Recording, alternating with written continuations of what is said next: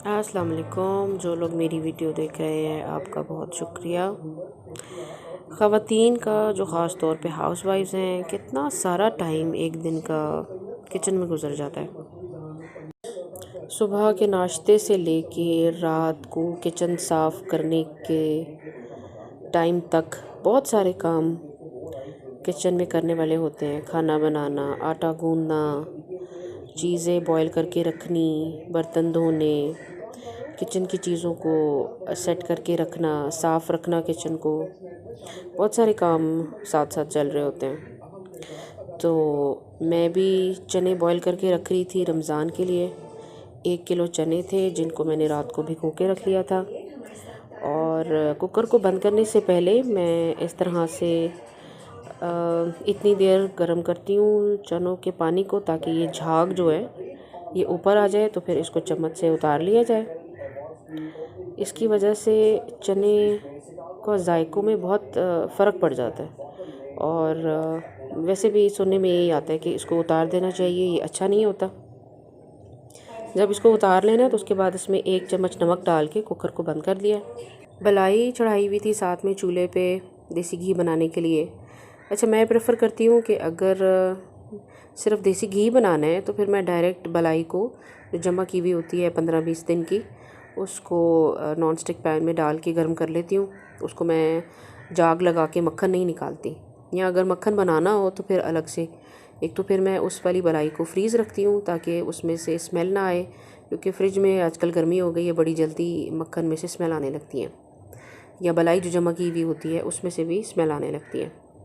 तो बलाई को गरम करते हुए तकरीबन मुझे 20 मिनट हो गए और ये काफ़ी हद तक इसका देसी घी अलग हो गया है, गोल्डन कलर आ गया है घी का।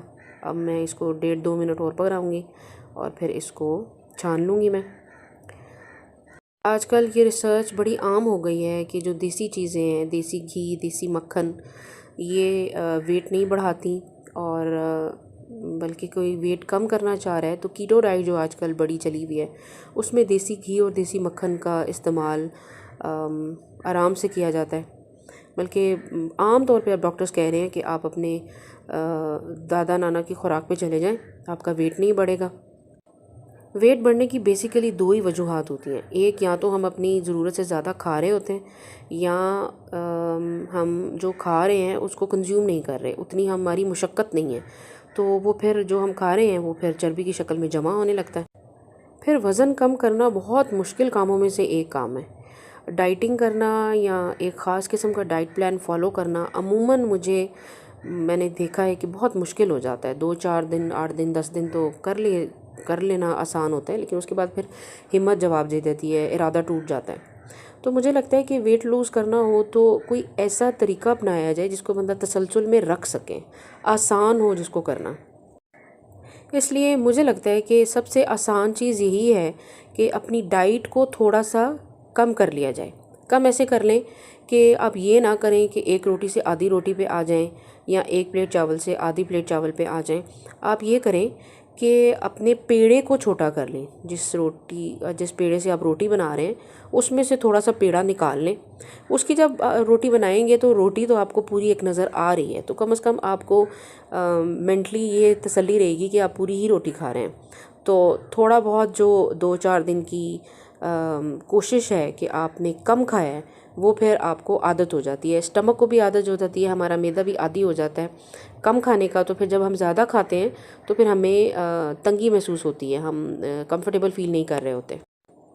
इसी तरह अगर चावल खा रहे हैं तो एक तो कोशिश ये करें कि हफ्ते में 1 आध दफ़ा चावल खाएं या 2 दफ़ा चावल खाएं, या अगर चावल खा रहे हैं तो उसकी भी मिकदार कम करके प्लेट के बाकी हिस्से को सलाद से या रायते का बाउल साथ रख के उसको फिल करें, ताकि आपकी आंखों को तसल्ली रहे कि आप पूरी प्लेट ही खा रहे हैं। फिर पेट को भरने के लिए बंद गोभी और खीरा बड़ी बेस्ट चीज़ है, और इसको आप अलग से मत खाएं सैलड को।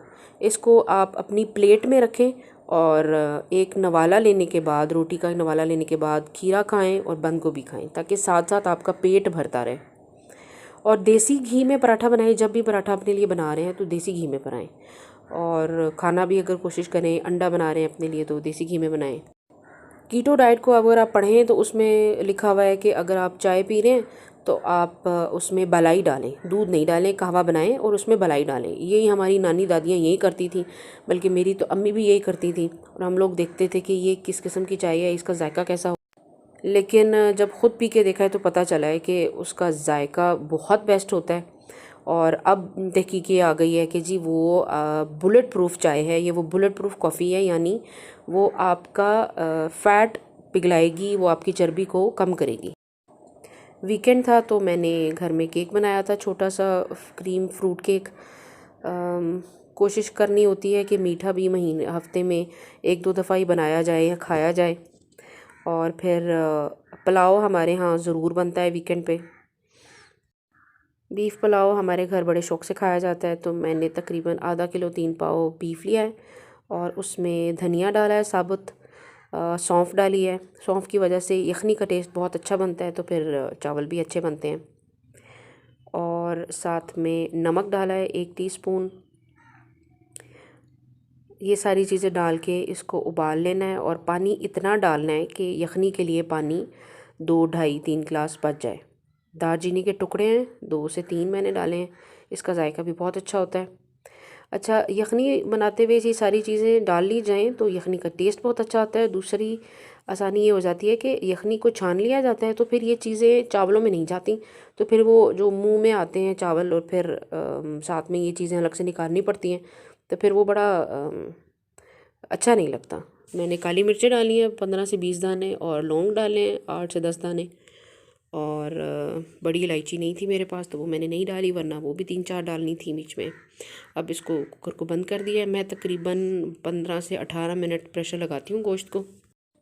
जब हम चीज़ों को क्विट कर देते हैं अपनी डाइट में से, तो मुझे लगता है कि वो तसलसल हम ज़्यादा देर रख नहीं पाते और फिर वो एक तरह से नाकामी हो जाती है, हम डिसअपॉइंट हो जाते हैं। चावल अगर बना रहे हैं तो मुझे लगता है कि आप ज़रूर खाएं, किसी भी चीज़ को छोड़ें नहीं, निकालें नहीं अपनी डाइट में से, लेकिन आप उसकी मिकदार कम कर लें। और मिकदार कम करने के लिए बेस्ट है कि आप अपनी प्लेट को सलाद से या रायते के बाउल से भरें, वो आपकी आंखों को तसल्ली रहनी चाहिए। प्याज मैंने तकरीबन लिया था 2 दरमियाने साइज़ के, इसको ब्राउन कर लिया है। तो उसके बाद इसमें पानी डाल लिया ताकि मज़ीद इसका कलर डार्क ना हो, और ढक्कन रखना है फ़ौरन ऊपर से ताकि इसकी खुशबू और इसकी जो प्याज की स्मेल है वो अंदर ही रहे। इसके बाद मैंने इसमें गोश्त डाला था और उसको भूना था थोड़ी देर। फिर अदरक लहसुन का पेस्ट शामिल किया था तकरीबन 1.5 टेबल स्पून भर के। फिर मैंने इसमें डाला था दही और उसकी भुनाई की थी। ये बीच में थोड़ी सी वीडियो रिकॉर्ड नहीं हो पाई फ़ोन में, और अब मैंने दोबारा से सिर्फ दिखाने के लिए दही एक्स्ट्रा डाला इसमें 1 चम्मच। तकरीबन 8 से 10 टेबल स्पून अगर आप दही डालें पुलाव में तो चावल बहुत ज़बरदस्त बनते हैं, बहुत जूसी और मज़ेदार चावल बनते हैं। टमाटर अमूमन नहीं डाले जाते पुलाव में, वरना वो फिर बिरयानी जैसा ही टेस्ट आने लगता है उसमें से भी। अच्छी तरह जब मसाला भुन गया था गोश्त के साथ, तो मैंने इसमें 2 बादियान के फूल डाले थे और थोड़ी सी जावित्री डाली थी। इन दोनों का जायका बड़ा अच्छा आता है पुलाव में। मैं 3 गिलास चावलों का पुलाव बना रही थी, जिनको मैंने 15 मिनट पहले भिगो के रखा था जब मैंने मसाला भूनना शुरू किया था। तो अब मैंने इसके अंदर 5.5 गिलास पानी डाला है, जिसमें से 4 गिलास तो मेरे पास यखनी थी वही शामिल किया है और बाकी 1.5 गिलास मैंने टैप वाटर डाला है। और चावल जब पतीले में डालने हैं तो उससे पहले उनको 25 से 30 मिनट भिगोना है। उससे ज़्यादा भिगोएंगे तो फिर उनका हलवा ही पक जाएगा या उनको मैनेज करना बड़ा मुश्किल हो जाता है।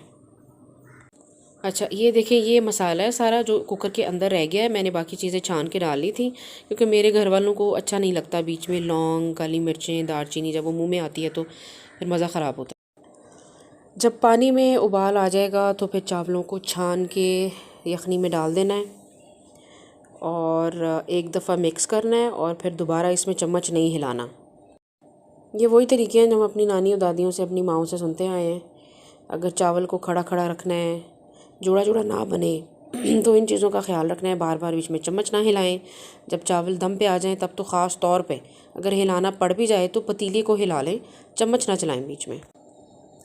अच्छा, पुलाव बनाते हुए कभी ट्राई करें कि इसमें जो बिरयानी मसाला आता है नेशनल का या शान का, वो अगर आप 1.5 टेबल स्पून डाल दें तो भी पुलाव का जायका बड़ा अच्छा आता है। जब ये दम पे आ गए हैं चावल, तो मैंने इनको पतीले को ही हिलाया है, मैंने चम्मच नहीं चलाया बीच में। और नमक अगर चखना हो तो आप इस स्टेज पे चख लें, इसके बाद फिर नमक नहीं डाला जाता बीच में। अगर कभी चावलों में नमक ज़्यादा हो जाए तो जब बीच में पानी है, अभी अभी जिस कंडीशन में अभी चावल हैं, तो इसके अंदर आप छोटा सा पेड़ा आटे का डाल दें, वो एक्स्ट्रा सारा नमक चूस जाएगा। ये देखें, बिल्कुल कनी पे आ गए हैं चावल, और मुझे लग रहा था कि इसके अंदर कसर है, तो मैंने इसको यहीं पे दम लगा दिया था। अगर ऐसा लग रहा हो कि चावलों में थोड़ा ही कसर है गलने में, तो पोना जो जिससे आप दम लगा रहे हैं उसको गीला कर लें, तो भी वो कसर जो है वो चावलों की वो पूरी हो जाती है। दूसरा, जब तकरीबन 15 मिनट गुजर गए थे तो मैंने चूल्हा बंद कर दिया था, लेकिन दम को खोला नहीं है। फिर मज़ीद 5-7 मिनट के बाद मैंने चावलों को खोला है, और इसको मैंने सारे चावल साइडों से ऊपर नीचे कर दिए थे, क्योंकि जो ऊपर की लेयर होती है चावलों की, उसमें चूँकि पानी कम होता है तो कभी कभार उसमें कसर रह जाती है। तो उसको जब आप दोबारा से दम लगा देंगे तो वो कसर भी चावलों की पूरी हो जाएगी, तो फिर चावल अच्छी तरह गल जाएंगे। ये देखें जी, चावल माशाल्लाह बड़ा अच्छा पक गया। बीफ पुलाव मेरे घर में बहुत पसंद किया जाता है, बड़े शौक़ से खाया जाता है, और साथ में ज़ीरे वाला रायता या कचूमर सैलड। अगले दिन के लिए अगर चावल बच जाएं तो फिर साथ में आलू की टिक्कियाँ या साथ में चिकन मिला के उसकी टिक्कियाँ बना ली जाती हैं, वो साथ कॉम्प्लीमेंट हो जाता है। देखिए कितना अच्छा कलर आया है पुलाव का। खाने के बाद केक जो मैंने रात से बना के रखा हुआ था वो खाया सबने, बच्चों ने। केक एक एक दिन पहले अगर बना के रख लिया जाए, सर्व करने से पहले 10-12-15 घंटे पहले फ्रिज में ढाँप के रखा जाए, तो केक बड़ा जूसी और सॉफ्ट बनता है, और वो रहता भी सॉफ्ट है देर तक। जब भी फ्रिज में केक रखें तो उसको ढाँप के रखें। इसका स्पंज देखें कितना जूसी और सॉफ्ट है। अच्छा जी, अब बारी आ गई बर्तन धोने की। तो ये तेल मिलता है, परचून की दुकानों से मिल जाता है या तेल वाली दुकानों से मिल जाता है, जहाँ से सरफ साबुन वगैरह मिलता है। तो ये बर्तन साफ़ मांजने के लिए बड़ी ज़बरदस्त चीज़ है। बल्कि एक तरह से यकीन करें कि जो कुश्ती हम लड़ते हैं बर्तनों के साथ, ख़ास तौर पे सिल्वर स्टील के बर्तनों के साथ, उससे जान छूट जाएगी। ये इस तरह से ट्रांसपेरेंट लिफाफों में मिलते हैं। मैं तो बॉटल भिजवा देती हूँ ताकि उसी में ही डाल के वो दे दें। और अगर बर्तन पुराना है या देर से साफ़ नहीं किया हुआ तो उसको आप लगा के छोड़ दें, बाकी बर्तन धो लें, और उसको फिर आप सिर्फ स्पंज से या जो तारें होती हैं स्कॉच ब्राइट की, उसी से आप साफ़ कर लें तो चमक जाते हैं बर्तन, बिल्कुल नए हो जाते हैं। अमूमन तो औरतें हाथों से ही मांज के सफ़ेद कर लेती हैं, लेकिन कुछ ऐसी हैं जिनसे बेचारियों से, मेरी जैसियों से, जो मांज के भी जिनसे बर्तन साफ़ नहीं होते, तो वो ज़रूर ये तेल इस्तेमाल करें। काला तेल या काला शैम्पू या बर्तनों वाला शैम्पू कहते हैं इसको। ज़्यादा महंगा भी नहीं है, मेरा ख़्याल है 70 रुपये का 1 पाव है, और काफ़ी देर तक चल जाता है। मेरा तो 1 पाव 1 महीना आराम से निकाल लेते हैं। साथ में मैं जो आम इस्तेमाल होने वाला बर्तनों का साबुन होता है वो भी इस्तेमाल कर लेती हूँ। 1 आध चम्मच ये तेल डाला और बाकी 1 चम्मच लिक्विड सोप डाला बर्तनों वाला। आम बर्तन जो हम लोग धो रहे हैं उसमें आप दोनों चीज़ें मिला के इनको धोएं रोज़ाना, तो कभी भी बर्तनों पे हल्दी के दाग नहीं पड़ते। अमूमन प्लास्टिक के बर्तनों पे सालन में जो हल्दी होती है उसका दाग रह जाता है, तो फिर वो बर्तन बड़े बुरे लगते हैं, ख़ास तौर पे डिश की जो बैक साइड होती हैं या प्लेटों की बैक साइड पे।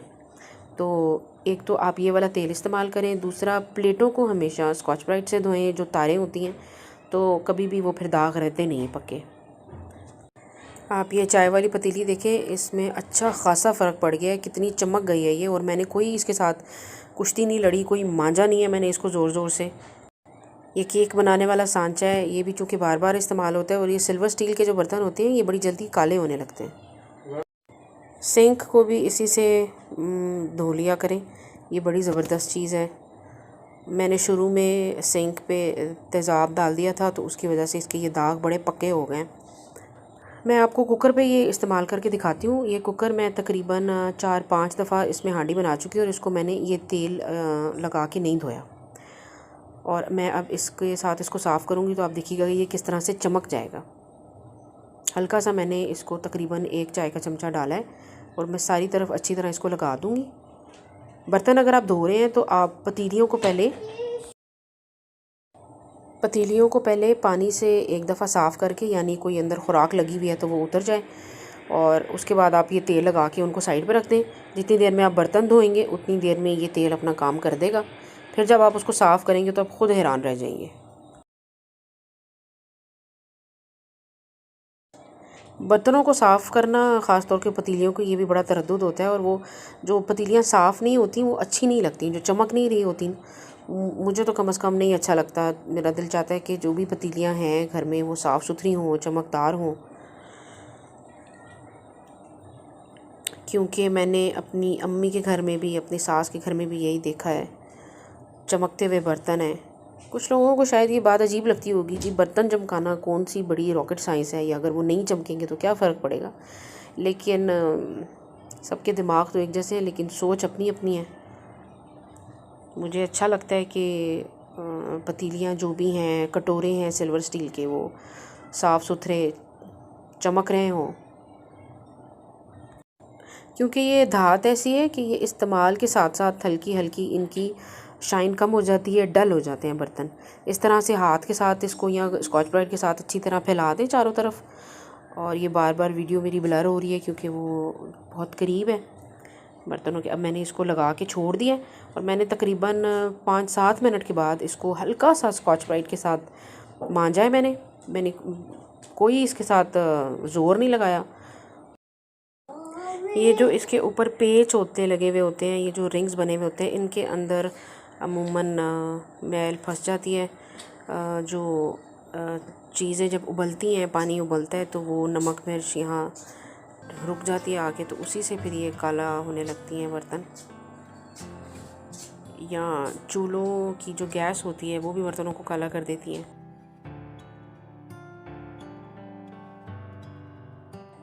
देखिए ये देखते देखते ही बिल्कुल चमक गया है कुकर, और ये देखिए कितना साफ़ हो गया ये। जो लोग देख रहे हैं वो ज़रूर इसको ट्राई करिएगा। अच्छा, खुला दूध अगर आपके घर में आता है तो आप एक तो उसमें थोड़ा सा पानी ज़रूर शामिल किया करें। जिस बर्तन में वो आया है, अगर लिफाफे में आया है तो उसमें 2-4 घूंट पानी डाल के उसको निकाल लें, और जब दूध उबल जाए तो उसको मज़ीद उबलने दें कुछ टाइम, 8-10 मिनट के लिए उसको हल्की आंच पे पकने दें। क्योंकि हकीम कहते हैं कि ये जो प्रोसेस होता है इसमें जो दूध के जितने भी ख़राब जरासीम होते हैं जो सेहत के लिए अच्छे नहीं होते, वो मर जाते हैं। चने जो सुबह उबाल के रखे थे वो अब ठंडे हो गए थे, तो इसको मैंने छोटे छोटे बाउल में, कटोरों में डाल के फ्रीज़ करना था रमज़ान के लिए। फिर जब कभी चाट बनानी हो तो फिर आसानी रहती है, बंदा निकाल के बाकी चीज़ें जब तक। मैं अमूमन देसी चने इस्तेमाल करती हूँ। ये थोड़ा सा रेट इनका फ़र्क है, 30-40 रुपए किलो के पीछे, लेकिन इनका जायका मुझे ज़्यादा बेहतर लगता है। ये जिस बाउल में पानी है चनों का, इसका मैं चिक्कड़ छोले या शोरबे वाला सालन बनाऊंगी, तो ये ग्रेवी बड़ी मज़े की बनती है। जो चनों का अपना पानी होता है, इससे चने बड़े मज़ेदार बनते हैं, शोरबे वाले या ग्रेवी वाले।